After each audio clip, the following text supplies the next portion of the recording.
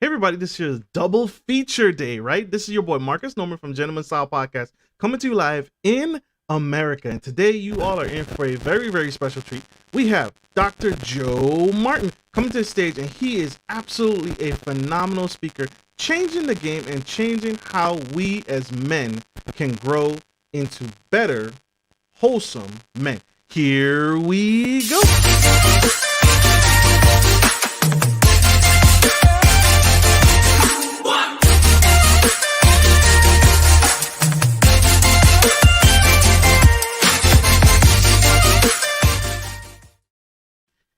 Hey everybody, it's your boy Marcus Norman from Gentleman Style Podcast, your host of the number one podcast coming to you live in America. And today we have Dr. Joe Martin. He is an award-winning, internationally known speaker, author, professor, and certified man builder who helps men win at what matters and frustrates them the most as husbands, fathers, and spiritual leaders of their home. He has authored and co-authored more than 9 books, including Man Accomplished, Are You the Man, and The Real Man Spiritual Leader Blueprint.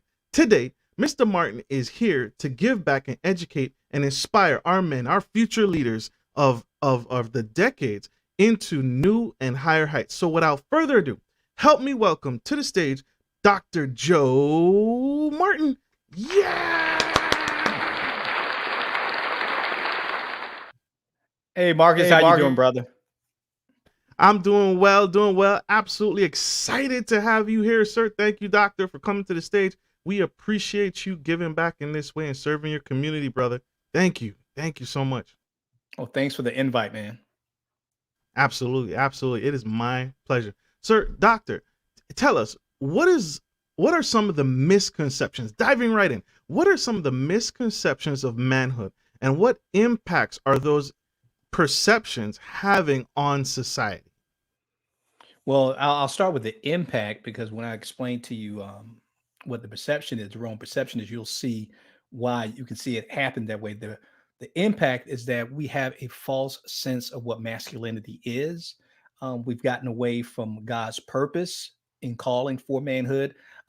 Even though I'm positioned as, quote, this expert, I'm not an expert. What it is that I've been called to this ministry, so to speak, to be able to speak to the lives of men because of my own journey. But a lot of men can relate to my journey. The only difference is I'm willing to air it all out and tell you all the mistakes that I've made. When most men we typically are used to hiding from the fact of some of the mistakes that we made as men. But the impact is how we act in our relationships, getting out of God's divine order for what the purpose of a man was and still is for society.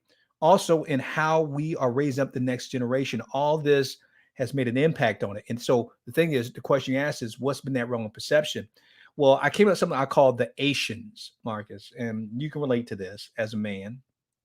The Asians are the things that we're taught when we're growing up, what it is to be a man. The reason why I speak on this topic, and my whole organization is built on helping men find authentic and true manhood, is because, like a lot of men out there who are probably listening to this, we all had dads, but not all of us had the right kind of dad in the home. Maybe he wasn't there physically. Maybe he was there physically, but he wasn't there emotionally. Maybe he was there physically and emotionally, but he wasn't there spiritually.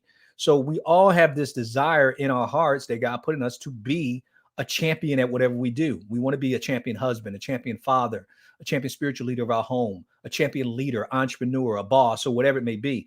But the question is, how many of us had that kind of man in the house model that for us when we were growing up? And so most of us grew up without that, being disconnected from what true manhood is based on the misperceptions we've seen of what a man is. And here are some of those misperceptions. I call it the Asians. First of all, we believe that a man is defined by his occupation. And what do I mean by that? Typically, Marcus, I don't know if you travel a lot, but because I speak at a lot of men's conferences all over the country, I'm on planes a lot. You know, COVID has now slowed that down a lot, but I'm used to been on about 75 to 150 flights a year. And when I'm on the plane, typically, even if you've never met the people before, typically what's the first question that someone asks you if they're sitting next to you? They don't ask you your name. They ask you, what do you do? And so what they're referencing to is they're referencing your occupation, because they're thinking based on your occupation. Even if they don't say it, we think by knowing a person's occupation. If I know Marcus's occupation, that would tell me a lot about him. If you mentioned to me that he is a CEO of a Fortune 500 company, that he is a doctor, he's a lawyer, he's a professor, he's a senator, he's whatever it may be, as opposed to him telling me I'm a plumber, I'm a custodial worker, I'm a school teacher. We start to now paint a picture of what kind of man we think he is based on his profession. But God never intended us to define ourselves based on our occupation. So we don't do it with any ill will. We just think that tells us a lot. You're going to look at a person differently who tells you they're a heart surgeon as opposed to somebody who tells you they're a garbage man. There's nothing wrong with being either. But based on our perception of society, we start to judge and prejudge a person based on their occupation. So that's one misperception. Another thing that we think defines a man. I'll go one more thing to add about the occupation. Just because a person's a doctor and he's a medical doctor doesn't mean he's a good man. Just means he has a good job. That's about it. But that doesn't make him a great husband. It doesn't make him a great father. It doesn't make him a great leader. That's why you can't measure man based on his occupation. That person who just got out of prison could be a better man than a pastor. It has nothing to do with occupation. All right. So we got occupation. Here's the second thing. When we find out a person's occupation, we then start to define manhood based on compensation. Compensation based on how much he makes. Now, if we look at the occupation, we kind of take a guess. A brain surgeon is making more than a school teacher, or a person who's an airline pilot is making more than a factory worker. And so we assume based on that, and then because of the compensation, we assume the more money that person makes, the higher their value in society. And that's not necessarily true. And so, again, we have a misperception of what we think manhood based on compensation. Another one is education. We want to know, where did you go to school? Do you have a college degree? Because I have a few letters at the end of my name doesn't make me a better man than you, Marcus. It just means I went to school a lot longer. That's all. But and also it's not just you having an education. It's where did you go to school? Did you go to Harvard or did you go to the community college? Again, all this is how we place value on what we think manhood is. So think about that child growing up. Man, if you have a great job, you're making a lot of money, and you got a good education, they're already deeming you successful. And that's not fair, because that has nothing to do with you being a great man. That has everything to do with your accomplishments. So that's part of the Asians: occupation, compensation, education. Then we got reputation. Reputation. How many Twitter followers do you have? How popular are you? How many people know you? Let's even go into the masculine side of it as well. How many women can you get with? How many women have you slept with? How many women can you satisfy? All this is based on reputation. What do people know about you? Hey, you walk into a room, Marcus, you walk into a room, everybody's head start turning. Even if you're unattractive, some woman's going to like, man, who is he? He must be somebody. Because everybody's talking about him. Everybody's looking at him. Everybody's trying to get to him. Everybody's trying to talk to him. Again, that doesn't mean anything about you being a great man, but it's just talking about what you do: occupation, compensation, education, reputation. Then we got intimidation. Intimidation. And we perpetuate this in society a lot based on the strength of a man. How many people are afraid of you, Marcus? Who can you intimidate? Who do you have power and influence over? Man, how many people can you scare? How many people can you scare with your presence? And talking about the ramification of what this has in our homes. If we're not getting, quote, the respect we feel we need outside the home, then we try to dominate in the home. And that can cause a lot of domestic violence. That can cause abuse, verbal assault, because we're looking for that intimidation factor. You want to see a man flip real quick, let that man feel like he's been disrespected and watch what he does. But see, all these things we think, well, Joe, what's wrong with that? What's wrong with a man having a great job, great compensation, a lot of education? He has a tremendous reputation, and people are a little bit in fear of him because he has influence. Really, there's nothing wrong with any of that unless you use that to define who you are as a man, because that's not how God defines you as a man. God is not a respecter of persons. He's not looking at the occupation, your compensation, education, reputation, intimidation. If that was the case, Jesus was not a great man, because Jesus didn't have the greatest occupation. And Jesus even admitted that foxes have holes they can live in, but the Son of Man has no place.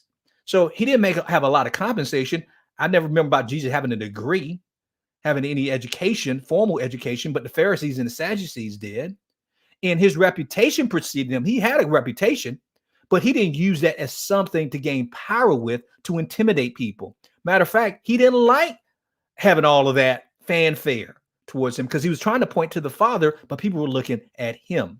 So those are the 5 misperceptions or misconceptions of manhood. I'm sure there's probably some other Asians that we haven't come up with, but those are the ones that I typically see rear its ugly head when I'm talking to men, if that makes sense, Marcus. That makes perfect sense. Perfect sense. That's huge, right? That's huge. And what you just touched on is so huge. Men deem themselves by what they do and not who they are. Many people, I'm from the military. Many people, whenever I go to work, they ask me, what did you do in the military? What was your rate? What was your job? And as soon as I tell them what I did in the military, they automatically put me in a box. Oh, you're a part of this clique. You're a part of this niche. You're a part of that box. And I have to remind people that the military is something that I did. It is not who I am. It is a career. Amen. It is something I just did at a certain period of time that suited my needs and suited my lifestyle and matured me in a different path and took me into God's purpose and plan for what he had for me. But it does not define who I am. And I see it as a form of almost traumatic stress and PTSD.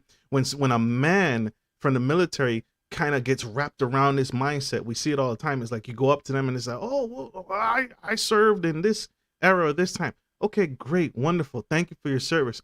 What else? What else is there? What's the substance to you? Where is your core? And so you just spoke to that, doctor, and thank you for that. That's huge. That's major points right there. We have one quick commercial break. We'll be right back. You guys stay tuned for Dr. Joe Martin. We'll be right back to Gentleman Style Podcast. Here we go. Good day, podcast listeners. This is your boy, Marcus Norman of Gentleman Style Podcast Show. I wanted to let you guys know that we will be rolling out a new feature and adding a join sponsor button next to the subscriber button here at the bottom of your screen. Once you click the button, it will display 3 membership levels. Gentleman Gentry, which is our entry level, Duke Duchess, which is our season level, and the Emperor and Empress, which is our most sophisticated level, which you will receive unique perks and benefits at each differing level and gain access to our community tab. We will also be sharing polls, upcoming events, and interviews, as well as receive feedback from our sponsors directly. Your support helps me find new and exciting guests to bring to the stage live. Well, in order to get the higher end speakers, it requires, you guessed it, money. So thank you for tuning in to my channel. And if becoming a sponsor sounds good to you, then select the join button below and choose your desired sponsor level. Let's continue to grow and serve the future of generations of men and women to come. Love you guys. Bye.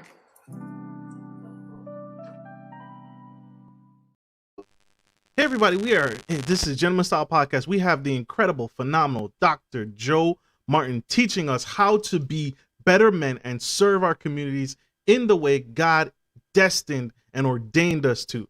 And if you missed it, please scroll back, tune back in. What he just said was absolutely phenomenal, that many men make the mistakes, and society makes a mistake on putting men in this box between their occupation, their intimidation, their compensation, and that's what defines you as a classic man. But as we all know and have seen, Derek Jackson, quote unquote, right? None of that matters into the quality of man that you are, or the substance to a man. So, doctor, that was absolutely incredible. Well, thank you. Absolutely. Tell us, what do women really need to know about men before it's too late? That's a good question. And one I get asked by a lot of women who know that what we do is we work with men all the time. So women do want to know that. What do they really need to know? And I try to go a little bit deeper than the surface answers, because I want to tell them things that they need to know about us that we won't say, we're not often willing to share, or things that we're even unaware of as men. One reason I can talk about all this stuff because I work in the organization. That's what we do. We train, we support, and we disciple, and we help men grow as men of God. And we do it through coaching. We do it through counseling. We do it through community and connection. So you're talking about coaching hundreds of guys. We have our podcast that I've interviewed hundreds of men. And so what I'm basically doing is sharing our secrets that most men are not willing to talk about, and stuff that I wasn't even willing to admit myself as a man until I started working with men. I said, wow, women really need to know this about us. So what I'm about to share with you, I share with my wife as well, because she's ex-military, Marcus, like you are, and she's also ex-law enforcement. And so my wife has the double whammy of being a cop. She was a sergeant in the police department, as well as she trained military personnel when she was in the Army. And so my wife thinks she has a good grasp on men because she was leading men until she met me and saw what I did in ministry. And she said, wow, all this time I thought I knew men. I did not know men. So here's some things I would tell you. And I don't know how many I'll share. I'll share with as many come to mind off the top of my head, but I'll try to get the stuff that most women don't know about us as men. And they probably shouldn't be that surprising, but they're like, wow, I didn't know it was that important. I would say what women really know about us as men, that our self-worth and our identity, and I'm not saying it's right, Marcus, okay? Our self-worth and identity is tied to our ability to provide for them. Let me say that again. Our self-worth and our identity is tied to our ability to provide for them. In other words, we put too much value on our ability to provide, thinking we must be less than a man if I can't afford to take care of my family. Now, I'm not saying that we shouldn't. God even tells us that if a person who does not provide for his family is worse than an infidel. He's not even worth his wages if he doesn't do that. But what I'm saying is that it becomes our whole identity, because sometimes you have extenuating circumstances that prevent a man from working. He may be physically disabled, may have been in a car accident, he may get sick. But what ends up happening, that wife still loves him, but that man will go into a deep depression. And she's wondering, I don't understand. I told him that I don't care how much money we make. I don't care what kind of house we live in. Yeah, that's easy for you to say as a woman, but she doesn't understand that our value is mistakenly attached to what we can provide. So I'm talking about the man who's actually is providing, but man, the house isn't big enough. Or the woman who's making demands on him to want more or a better life that he can't financially afford. And so he thinks he's less of a man if he's not meeting that need. So I think women need to know that our self-worth and our identity is tied to our ability to provide for them. It's not right, but it's the truth. And an example, my wife and I, we joke about this all the time. And she tells me that, I'm your ride or die chick. That's what she tells me. I'm your ride or die chick. There's nothing. We're going to hang together and everything. And one of my friends, when she met my wife, I had her kind of screen my wife before, I was going to pop the question. I said, I want you to talk to Tanya and tell me what you think. And my friend, who's a female, she says, Joe, I like her. I said, why? She said, because man, that woman, she's not going anywhere. She's going to ride with you till the wheels fall off. Man, you guys can be homeless. And she's going to say, is it my turn to hold up the sign, baby? I got it. That's my wife, right? And she said, you found you a good woman. Right. And so I told my wife and I started joking about it. I said, that's what Anita told me about you. She said, yeah, Anita's right. I said, but you women still don't understand. She said, what? She said, that's cool that you're that kind of woman, but that doesn't make us feel any better. And she says, why not? I said, think about this. If we are homeless and we're on the street, now it's great that you'll be by my side and you'll say, baby, is it my turn to hold up the sign? Yeah, I said, yeah, Tanya, it's your turn. You'll hold up the sign. I said, now people would drive by and they say, wow, isn't that a poor family? Boy, I feel sorry for them. Why is that man out there with his family? How come he doesn't have a job? Are you following me? they're not going to criticize her. They're going to criticize me. What is he not doing? That's why a lot of times in society is trained us to attach our self-worth to what we do.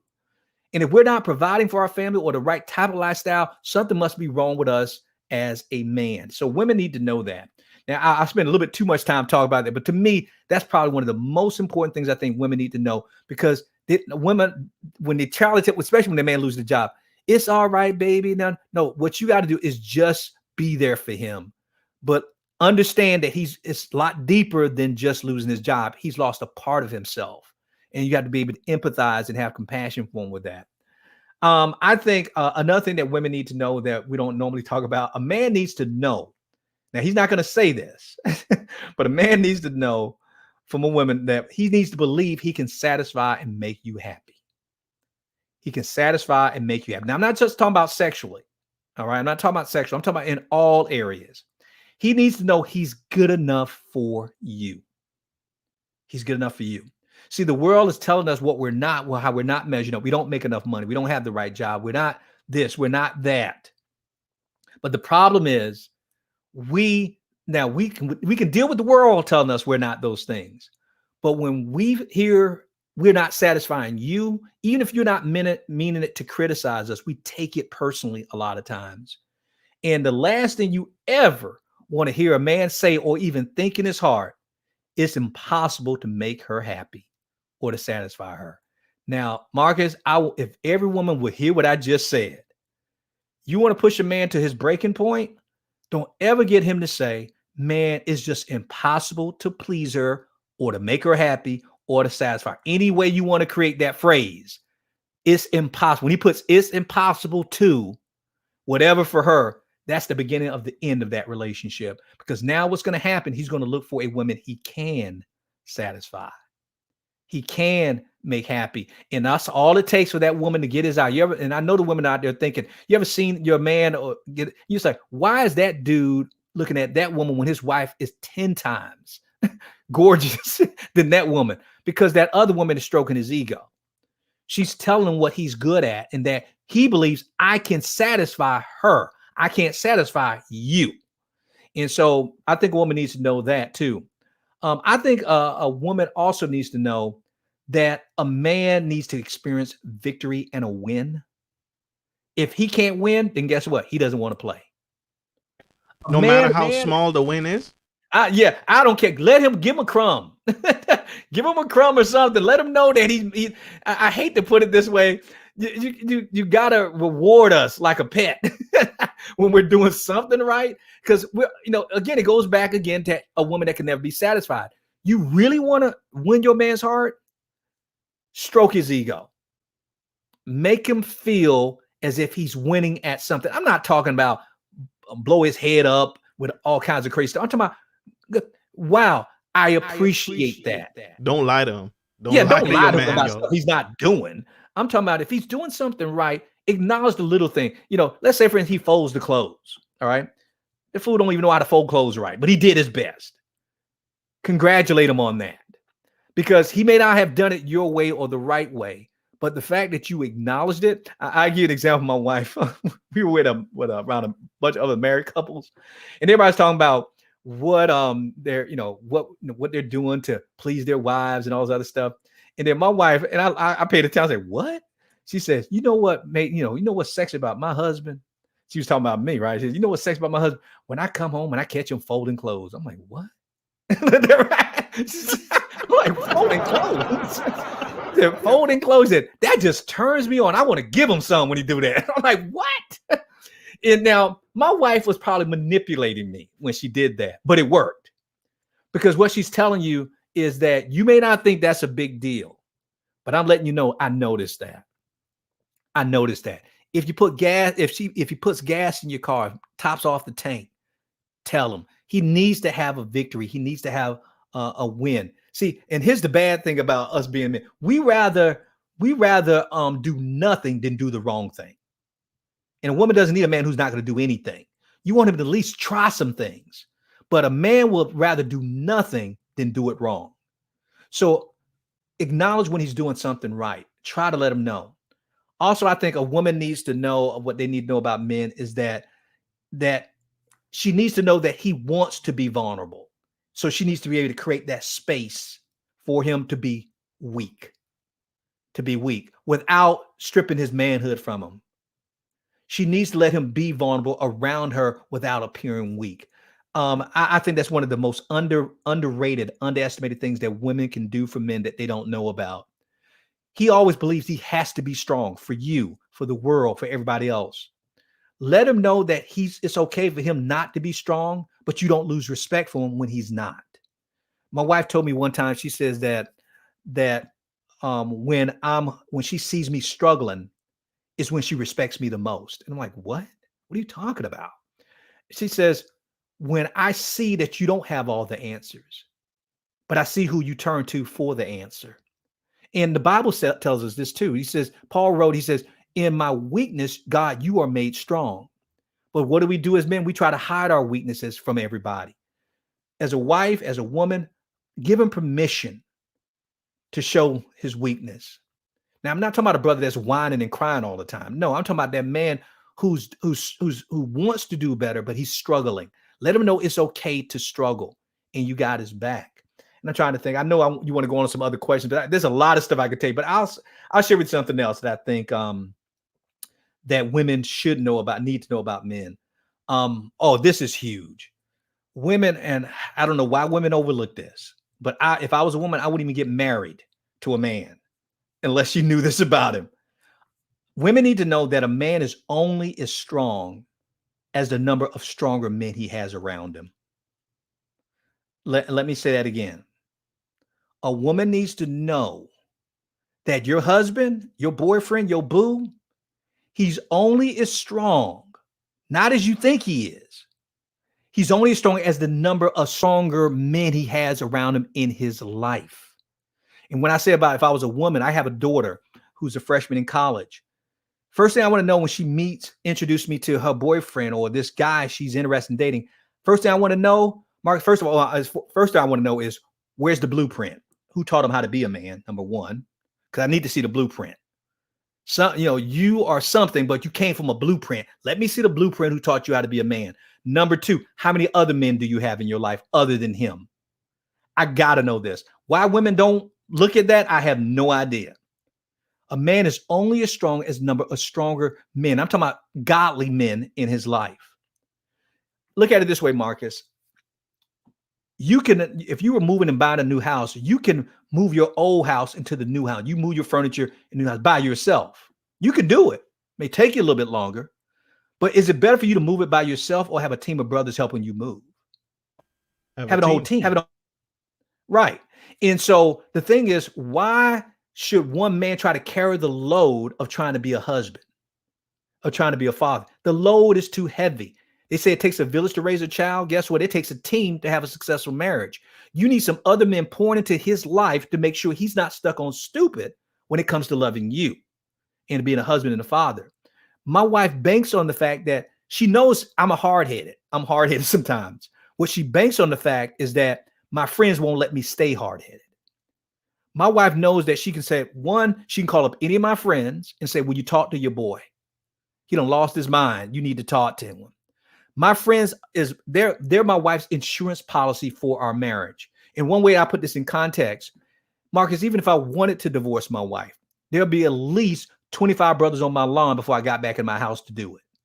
See, you're only as strong as the support that you have around you. So I can go on and I can do the rest of the show talking about what women need to know, but I try to pick things that I think women are just not typically aware of, but they need to recognize because I think they can support men better and understand us a little bit better if they knew those things. I'm hoping that's helpful.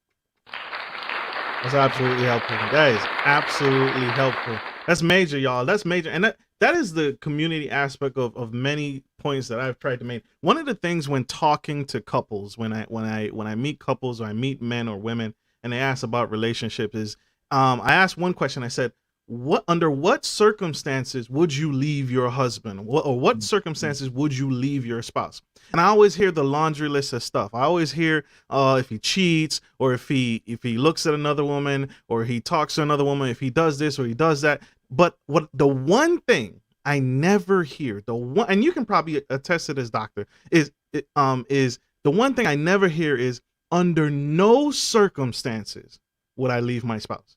That's the one thing I never hear, that no one ever brings up. We have a laundry list of do's and don'ts, but we never go into the marriage with the mindset of, under no circumstances would I leave my spouse, under no circumstances. And that shifts the focus. I think that shifts the attention, that I am going in with a mindset to win. And I'm not saying ignore reality and ignore the fact that divorce is out there, but you surround yourself with a community of people. If you go to the divorce court and you go, "Judge, I want to divorce my wife," and the judge says to you, "Well, what's wrong, Mr. Norman? Why do you want to divorce your man? I had it with her. I'm not in love with her. I lost the tingles. I'm not feeling my wife no more." The judge, that community that you talked about, is going to send me back home and say, "Marcus, go home and work with your wife." Right. So when I go to my boy and I say, "Hey man, I'm tired of this woman. I want to get a divorce," my boy is going to do the exact same thing. "Hey man, what's wrong? Why you want to divorce your wife?" "Well, I want to divorce her because I'm tired of the mess. I'm tired of I don't have the love. I don't have the tingles anymore. I don't have those butterflies from college or school." And he's going to say to me, based off of community standards and who I surround myself with, he's going to say, "Marcus, go home and figure this out and love your wife." He won't let me, the community won't let me make a stupid decision. And I surrounded myself with that shield to protect my marriage. So very, very great point, doctor. Very, very great point. That's strong. Powerful. We have one question from the audience, Miss Letitia Boyd Elliott. She is a sponsor of the Gentleman Style Podcast channel, so thank you for that, Miss Letitia. But she asks, "I've heard it said that unresolved childhood issues in men and women can come up in adulthood. How have you seen this, doctor, played out when it comes to men?" All the time, Letitia, all the time. And the thing is, we all bring a past into our marriage. That's why I don't believe that you should be, you can be happily married until you're first successfully single. Let me say that again. I don't believe you can be happily married until you're successfully single. Now, I'm not talking about you have to be perfect, but you have to be able to work out your past trauma. One of the things that we espouse in our ministry and working with men is we talk about the 5 key components of being a healthy kingdom-minded man. And one of the components is I ask it as a riddle. I said, "What's the one thing that every man needs, but no man wants, unless it's court ordered or his wife threatens it?" I said, and that's counseling. Every man needs to get counseling for his past trauma, but we've attached a stigma to getting counseling and therapy, especially among people of color. We think it's a sign of weakness if we go to get counseling for our past trauma. See, your past explains you, but it doesn't excuse you. But most of us don't understand why we are the way we are, not just what we do. There's a reason why you have control issues. There's a reason why you lose your temper quicker than the average person.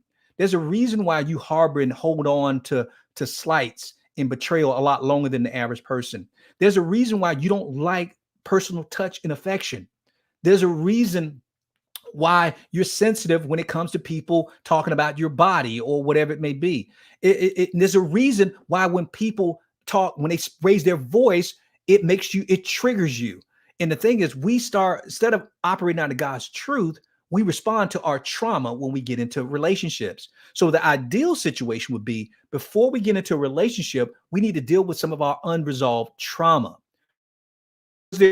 Was there abandonment issues in your past? Were you bullied? Did you live in a very critical household that everything was based on your performance? Did you live in a very dangerous household where you were always fearful? Were you a person that was given too much responsibility as a child before you were able to handle the responsibility? All this plays a factor into it. Doesn't mean you have to be perfect when you get married, but you should be aware of your issues and be able to communicate that to your spouse while you're dating. Now, I'm not talking about on the first date or they're going to run for the hills, but you need to tell them the truth as you're getting to know each other. "Hey, I was molested when I was a kid. I watched my dad kill my mother. I was incarcerated and something happened to me while I was in prison. I was served in the military and I watched 2 of my friends get their head blown off." There's a lot of things that we try to hide and suppress from people. and not realizing that when you try to suppress it, it's going to oppress you if you don't express it to other people. And so, Leticia, you're absolutely positively right that it can come around and you can carry that right into your relationship with that person. And my thing is this: if you're going to try to bury something, which you shouldn't, but if you're going to try to bury something, you better make sure it's dead when you bury it. Because if you don't bury it and it's not dead, it's going to be like a zombie with their hand coming out through the dirt, still alive. And it's going to scare the crap out of you and the person you're dating. So put it all out on the table and deal with it before you get into a relationship. And then I will add this to it. Even when you get into the relationship, continue to go to counseling. My wife and I, we still go to counseling about 3 or 4 times a year. And people said, Joe, why do you guys go to counseling if you're not about to get a divorce? And because we're trying to make sure we don't get a divorce. Because here's the thing. Most people go to counselors, and this is why counselors get a bad stigma. They go to counselors after the mandate or the threaten. You've been threatened to go because they're trying to save their marriage. You don't go to counseling to save your marriage. You go to counseling to maintain a good one, to make sure you look at the blind spots, to make sure stuff is not creeping into your relationship, making sure the unresolved issues have been dealt with, to make sure that you're doing what got you there in the first place to be married. So to me, going to counseling doesn't make you crazy. To me, it makes you wise and it makes you courageous, because it's better. Think about this as a car, Marcus. You got a car. Is it better to take your car in for regular oil changes every 3,000 to 5,000 miles, or to wait 150,000 miles until you burn the engine out and say, mechanic, can you fix this? That's what we do with our lives. If we was to treat our marriages like a car, or treat our bodies like a car, which is regular maintenance, scheduled maintenance, you wouldn't have to worry about breaking down on the side of the road, getting divorced, because you keep the car running. That's why we go 3 or 4 times a year for the oil changes, for the fluid checks, for the air pressure. Are we good? Keep driving. But if we wait too long, that thing can be, you ever seen a car stuck on the side of the road? You think, how long has that car been on that side of the road? Because that car probably didn't receive regular maintenance. I'm hoping that answered Leticia's question.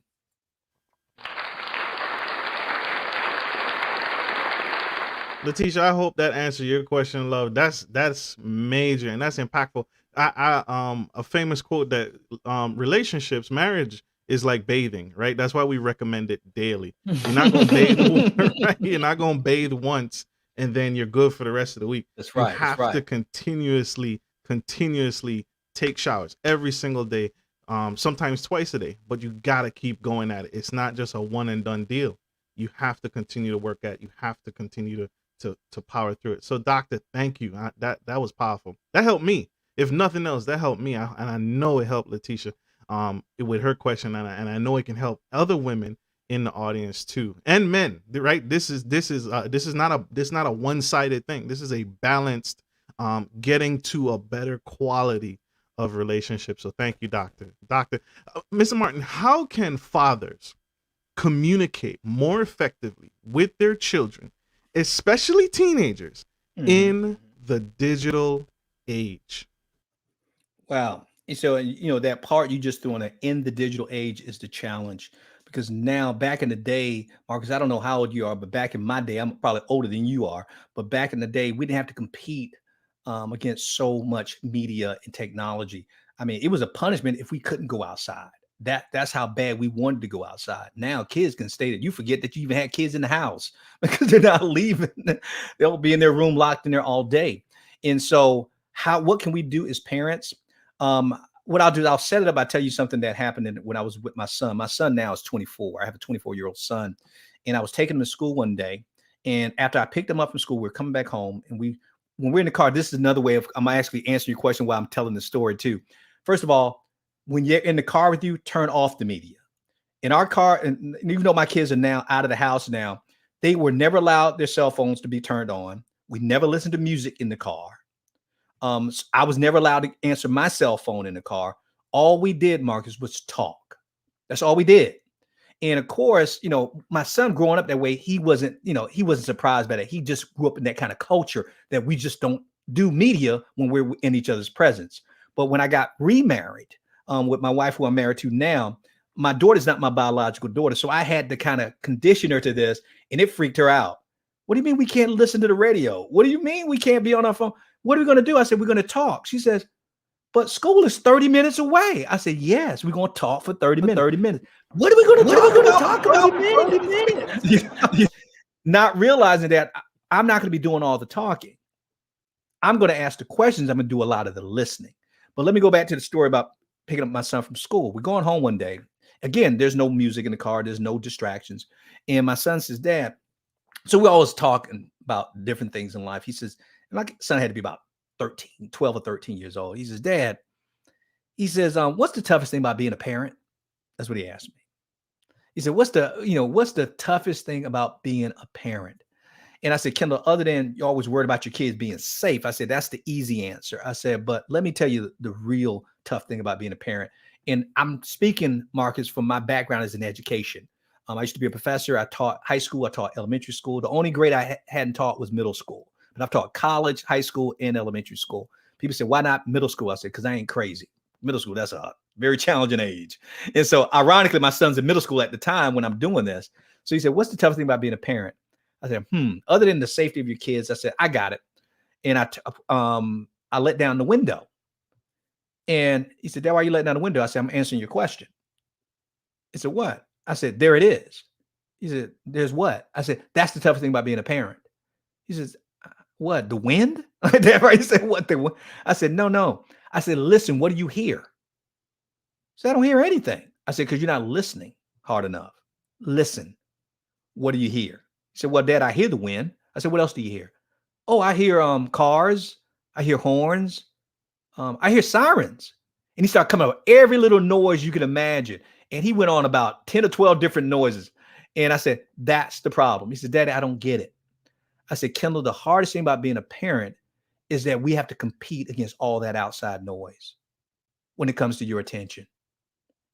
I said, Kendall, do you realize that you're listening to that noise now? My voice as your father has to be louder than, guess what? Video games, athletes,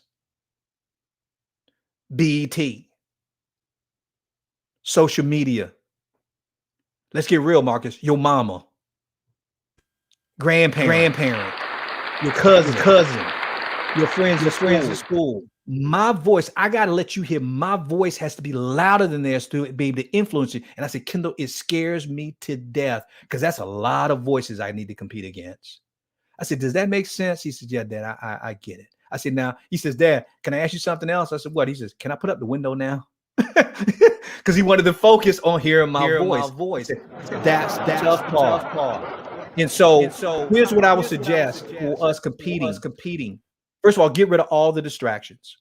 Get rid of all the distractions and set the culture and the climate for your communication with your kids. You're never going to be able to stop social media. You're never going to be able to stop the entertainment industry. You're never going to be able to stop that, but you want your voice valued over that. And here's how you do it. Children will listen to anybody who listens to them, especially your teenagers. Think about some of the knucklehead friends that our teenagers have. You say, why in the world would they be friends with that person? Because that person listens to them. That's not good wisdom to listen to only people who listen to you, but it's a start to know that that's how you're going to communicate with your child. See, my daughter was in the car. She's thinking 30 minutes, that's a long time. Well, Marcus, let me tell you this. After she got used to it, we went on a trip from, I live in Chattanooga, Tennessee, down to Pensacola, Florida, which is about a 7 to 8 hour drive. Guess what? That's one way. That was over 16 hours in the car with no music, no cell phones, no, all we did is talk. Now I'm going to show you what you can do. And he said, well, how do you talk that much? What you got to do is become a master at asking questions. No different than Marcus is what you do on a show. That's what I do on my show. I ask a lot of questions. I interview people all the time. So what I do is I ask my kids questions. Now, that was a challenge for 7 to 8 hours. Now, understand she wasn't up the whole 8 hours. She fell asleep most of them. But whenever she was up, we were talking about her life, her interests, what she enjoys doing, things that she's afraid of, things that gets her excited, her future husband, the names of her children that she's going to have. My daughter was at the time 12 when we took that long trip. All right. But we're talking about this stuff. And she's thinking, wow, my dad is really into me. And it's so funny because I used to take my daughter on dates, right? Daddy-daughter dates. And it's so funny. We'll spend the whole time going on dates. And then at the end of the day, close to about the end before it's time to go home, You know what, Daddy? I've been talking about me the whole time, but I haven't asked you about you. How's your day going? How's everything? And it's hilarious because I know she's been talking about herself the whole time because that was my intentions, was to get her talking about herself. What did they say everybody's favorite radio station is? WIIFM. What's in it for me? So I get my children to talk about themselves. So I'm gonna give you some basic practical tips. Next time, if you have a child, you're taking a child to school, ask them 4 questions, and you can do it every single day. Now you can't do it both ways unless you can only do it coming home. Now I won't talk about what we talk about going to school. That's a whole nother topic. But I'm talking about coming home from school, because that's usually when you want to talk to your kids after they just got out of school. Here's what you don't ask your child. How was school today? Stop asking your child that. Because what are they going to say, Marcus? How was school today? It was all right. It was good. It was good. Anything happened? No. Anything went? No. Then that's the end of the conversation. Then they're putting in their ear pods, and then they're getting on their phone. Then you lose them. Here's what I ask my kids. And to the point, they already know the question before I even ask them. I don't ask them, how was school today? What was good about school today? Different question. Well, Joe, it sounds the same. No, it's not. It's open-ended. Faith, Kendall, my children there. What was good about school today? They could say this, Dad, there was nothing good about school today. Well, okay, what was bad about it? And then shut up and listen. Now, understand, that's only the first question. Based on their answer, why was that so bad? What was so great about that? That was good. Why were you so excited about that happening? You see what I'm doing? I'm doing a follow-up question to that open-ended question. Man, how come it was just, how come you reacted that way to that? So I'm asking the first question, what was good about school today? The second question I'm asking is, what did you learn in school today? Then shut up. Now, my son tried me. My daughter was pretty good at this, but my son tried me one day, Marcus. He says, Dad, I didn't learn anything at school today. I said, oh, you didn't? So I turned the car around. He said, Dad, where you going? I said, back to that school. I said, dude, you were there getting the refund. No. He said, wait a minute, Dad, wait a minute. I said, what? You got something? He said, let me think. I said, you need to think fast because we're getting close. And then my son said, oh, Dad, we learned such and such. But think about how powerful that question is. By me asking that question every time I picked him up from school, what do you think is happening during school? I better learn something. Why? Because my dad's going to ask me about it when I get in that doggone car. And what I found out about asking that question, what was so great, remember, my background is in education. So I got all these degrees, got more degrees than a thermometer. My kids love the fact that they would tell me what they learned. And guess what, Marcus? They were so happy when I didn't know it. I'm like, he said, Daddy, did you know? No, I didn't know that. Man, they felt like now I'm teaching Dad something, and Dad has a doctorate degree. Are you following me on this?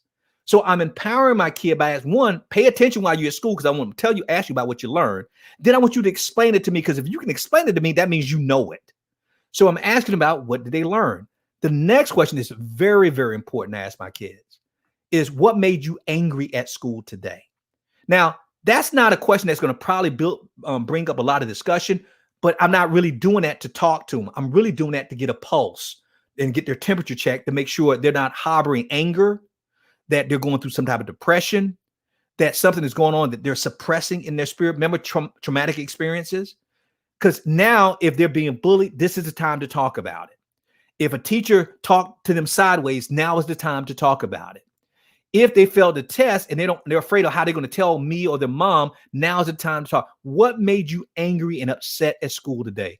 And I got to tell you, I would love to hear them say this. Nothing. Are you following me? But I want to know. And most times they say, well, Dad, nothing really made me angry at school. That's great. But the reason why I'm doing that, because you know about all these school shootings and all this stuff that's happened. Those kids didn't wake up one morning, Marcus, and say, I'm going to start shooting kids at school, innocent kids at school. That stuff has been building up over time. And I guarantee you not one of their parents ever asked them every day, did anything make you angry at school today? What made you angry today? Could you imagine all those shooters if they were asked that and then you were able to nip it in the bud? What made you angry? And then you ask, then what are you going to do about that? So how did that make you feel after you got angry? What are you going to do about that? Do you need some help? Is something I should do to step in? Are you following me? We're getting them to open up about their world. Now, you notice I'm not talking about me. It's all about them in this car. Now, I only got about 30 to 45 minutes. My son was a 45-minute drive. My daughter was a 30-minute drive. Most time we don't even get to all of these questions, but we can continue this when we get home. But here's the last question, and I had to change it for my son and my daughter. I used to ask them the same question, but my daughter started giving me putting on walls, and I had to break it down. I used to always ask this question: what decision did you have to make at school today that was tough for you? Tell me about a tough decision you had to make at school today. And now we're dealing with the peer pressure. We're dealing with the stress of being a teenager. And my son was willingly tell me this stuff. Yeah, Daddy, I was there, and this happened, and then I had to do this, and da. And I would address, okay, Kendall, how do you think you should handle that? Because I want to empower him now to solve his own problems. So what are you going to do differently about that? Now, I would ask my daughter that question: Faith, what was a tough decision you made at school today? And she said, no, I really didn't have to make a tough decision today at school. It was pretty easy. I stopped asking the question because she was always get out of it. So I asked a better question to her, which I never asked to my son. Faith, tell me about some drama that happened at school today. I asked about drama. Was there any drama at school? Now, you're talking to a middle school and a high school girl. Trust me, there's always drama at school. And so tell me what happened. Dad, you will not believe. Do you know that girl I told you that they came to the house? Let me tell you, do you know who such and such is doing right now? Do you know who had the audacity to try to ask me out? I'm getting her now to open up about her world. My son loved to talk about his tough decisions, but my daughter loved to talk about her drama. And so the reason why I say 4 questions, because I use an acrostic to help me ask these questions. It's called GLAD. What was good about school today? L, what did you learn at school today? A, what made you angry at school today? And tell me about one of your tough decisions. D, for decisions, or in my daughter's case, D, drama. That's how I came up with the questions. And so it's all with the acrostic GLAD. So hopefully none of the people out there listening to this will ever forget that. Start asking those GLAD questions to your kids. I got more questions, but those are the 4 basic questions I've asked my kids for years throughout their grade school years.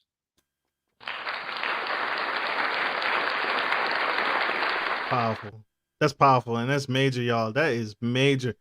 Sir, doctor, what is the best way from men and women seeking your advice, seeking your counsel, seeking this wisdom? These are nuggets, y'all. These are jewels that you can't get anywhere else unless you go to his podcast or here today on Gentleman Style Podcast. Sir, Dr. Martin, how can people connect with you and tune in and grow with you and learn from these lessons, these core lessons that you teach in your seminars and classes? Well, what they can do, and matter of fact, I'm going to tell the general public what they can do, and then I'm going to have a special plea to the guys. All right. For anybody there listening, you're listening on, just go to realmenconnect.com. That's realmen, connect.com. But for your men, and I'm glad you put up there, it says rmcfree.com. That's for your men. That's not for the women. That's for the men. In the RMC Free, that's going to send you to a place where you can get a training video from us. It's about 33 minutes. That's going to train you about, remember I told you the 5 key things I mentioned, counseling was one of them. It's going to tell you about the other 4. And it's going to break each one down of why they're so important and vital to us as a man. I guess the women can go there too, but it's for men.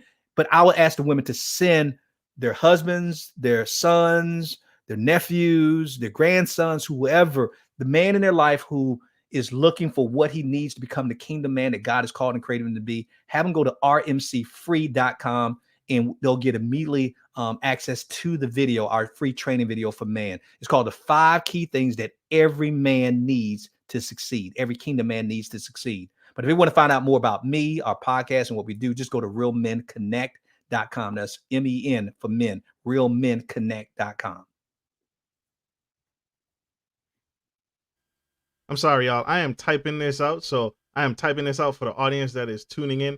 Real Men Connect, realmenconnect.com. So tune in, connect with him, grow with him. Men and women that can connect in that way, and send your boys, send your young men, send your teenagers, send your preteens, right? They're coming into adulthood. They're coming into that manhood and trying to find their way. Surround them. So some very great points. Surround them with a solid community. Surround them with a strong community. Can we get another applause for Dr. Joe Martin, please? Another round of applause for Dr. Joe Martin dropping some nuggets and some jewels. Mr. Martin, sir, I appreciate you, brother. I appreciate what you do. And I want to say to you publicly, please don't ever give up. Don't give up on us, because we need what you're doing. What you're doing is impactful, it's powerful, and it's necessary. And without you, I can't imagine how many more men will be lost without without your teaching. So, brother, I thank you, sir. I want to applaud you here today. Thank you so much. Thank you, Marcus. My pleasure. Anytime, man.